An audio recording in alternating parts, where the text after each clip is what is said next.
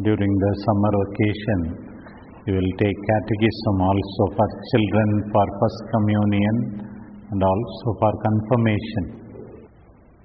Teaching about hell, heaven and purgatory, we traditionally tell them, if you die with mortal sin, then you go to hell. Isn't it? Yes, if you die with mortal sin, you go to hell. If you die with venial sin, you will go to purgatory. And then if you die without sin, then you straight away go to heaven. So this is how we teach them.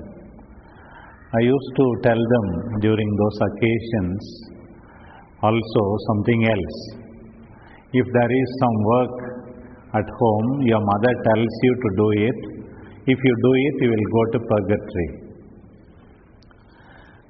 If you don't do it, you go to hell. Even before your mother telling you, realizing the difficulty the mother is in, you yourself volunteer to do it, then you go to heaven.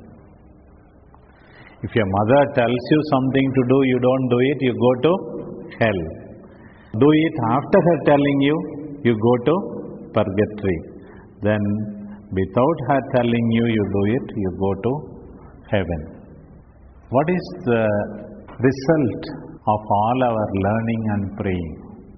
We spend a lot of time in prayer, especially community prayer, lot of time in the classroom. Two places in the seminary that you spend lot of time is, one is in the chapel, the other is in the classroom and also in studying.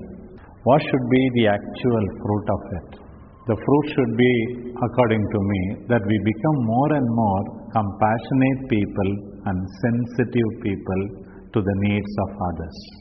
Being compassionate, being sensitive to the needs of others should be the fruit of all our prayer life and all our intellectual formation. Sometimes people are worried about getting so many marks, and then in the process also they become as selfish as possible, self-centered as possible. People tell them he is intelligent, he is talented, this and that. Actually in front of God they count as rubbish, nothing. If your prayer life, if your study do not make you compassionate and especially sensitive to the needs of others, then I think there is no use of our investing lot of time on this. In today's gospel passage, Jesus sees something which the disciples do not see. Jesus says, these people have been with me for 3 days. I have compassion on them. If I send them away like this, what will happen? They will faint on the way.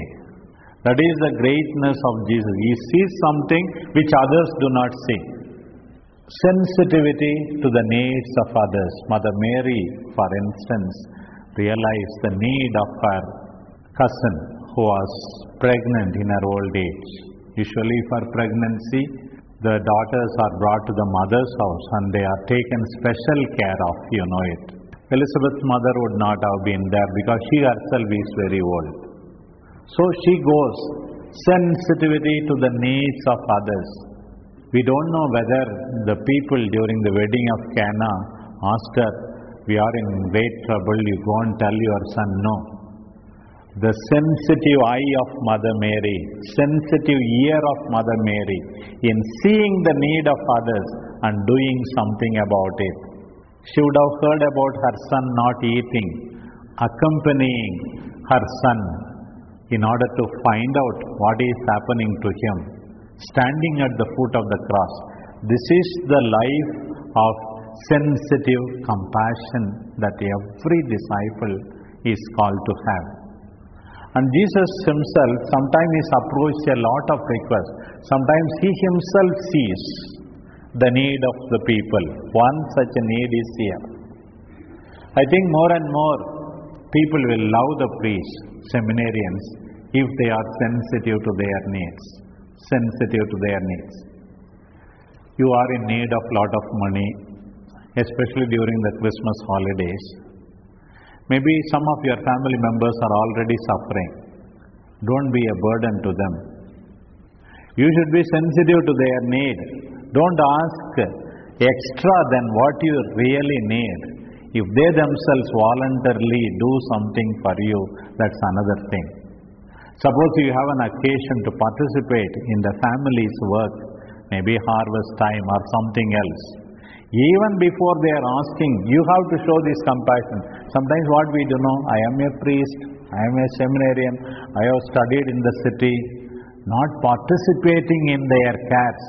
You have to show your prayer life and intellectual formation in participating in the suffering of your family members than in asking extra privileges. Say for example, even washing your plate for example. Your mother may be sickly, but then at home you may be tempted, for example, not to wash. You think that it is beyond, but you will be studying, the Son of Man came to serve, not to be served, all that you may be saying.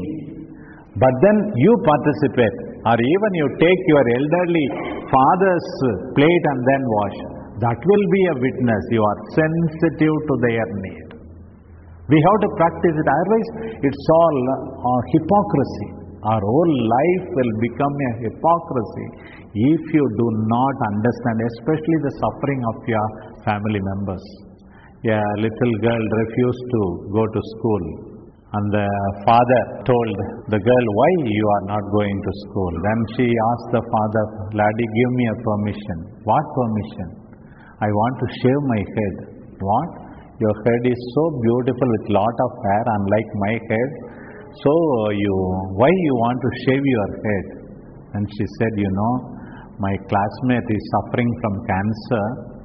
She had to undergo chemotherapy. She lost all her hair. Everyone in the class is making fun of her. 4 of her friends, we decided that we will shave our head.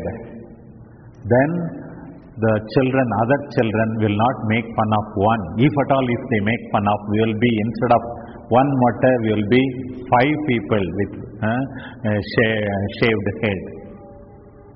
See the sensitivity of this little girl. She did not want her friend to be made fun of, who had undergone chemotherapy, and then she wanted to give up her own beauty by shaving her head.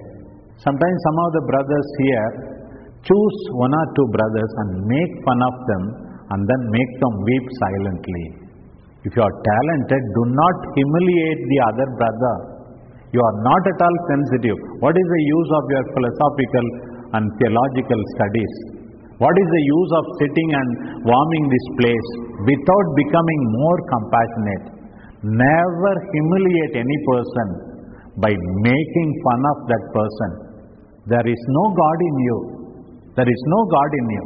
You should not be cause for silent tears. Maybe that person doesn't weep there. The humiliation you bring upon them. This is exactly the opposite of this little girl who was studying 3rd standard. Sympathizing with other person, putting oneself in the other shoes. That is Jesus. Compassion. Had I been in his place, what I would do? We have to understand each other's sufferings. You have your own sufferings. As professors, formators, we have our own sufferings. Everyone has their own sufferings. Feeling with the other person, that's what is important. That's what is going to be make you a really fulfilled, accomplished priest. Not your degree, filling with data all your mind. Even computer, once it is filled, it will do something. You are not going to be robots. You are not going to be mere computers. Persons with heart, with love. That's what is Jesus. Healing the people, feeding them.